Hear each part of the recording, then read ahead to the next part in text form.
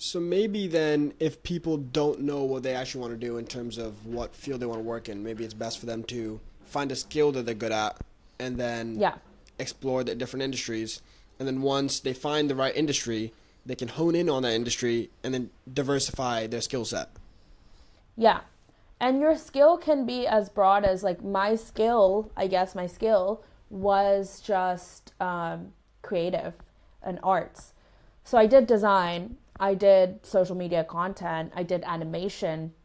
You don't have to be like, oh, this is the only skill, but like obviously it's under the umbrella of like creative, right? So yours, I don't know, yours might be finance. So you do different jobs like, in the finance industry, but it can be finance for sports, finance for fashion, finance for pharmaceuticals. So you get that different industry experience. Hmm. And how do you know what your skill is? I think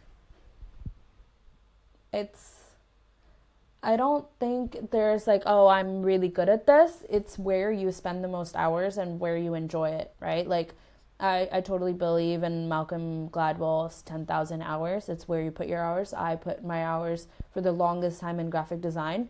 I'm very good at it. Do I enjoy it? Not so much. So I don't do it as much as anymore. I picked up another skill. I picked up illustration. So your skill is where you just put your hours and you work at it. Obviously, if it's like dance, I can't dance. I don't think I can pick it up. Like some are just inherent. Like I don't have the balance. So yeah. No, I like that. I like the fact that you don't have to pick the skill that you think you're best at, but you should rather pick the skill that you're happier with, because at the end of the day, every skill is developable, or yeah, can be trained in some way. Obviously, if I'm 5'9", I'm not trying to be like a basketball player, but if I wanted to, there's certain aspects that I could train. I'm not going to train my height. That's just not impossible. I'm sorry. But I do think it's about picking the skill that you actually want see yourself mastering in 20 years.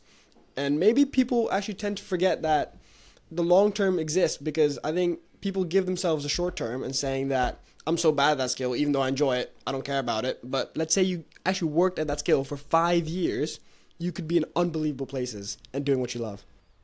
Yeah. Or just better than you were, right? Like you see a 30-day progress, see a 1 year progress. Like there's progress and that's enough. Yeah, people think in days, but realistically, maybe you should be thinking in months and years, no? Yeah, definitely. It's about the marathon, right? Not the sprint. Like um yeah, even in like startups and stuff, people are so interested in like scaling quickly and selling. But I truly believe entrepreneurship and like a successful business is one that can, succeed over 20 years, over multiple economy like cycles, right? Like it's not just when, oh, market is good, I've built something, sold it. It's can it survive those like lows and highs? Then I believe it's a successful business. It's not necessarily just about scaling and selling and then it crashes and burns. All of this happens within 10 years. I don't think that's true success of a business.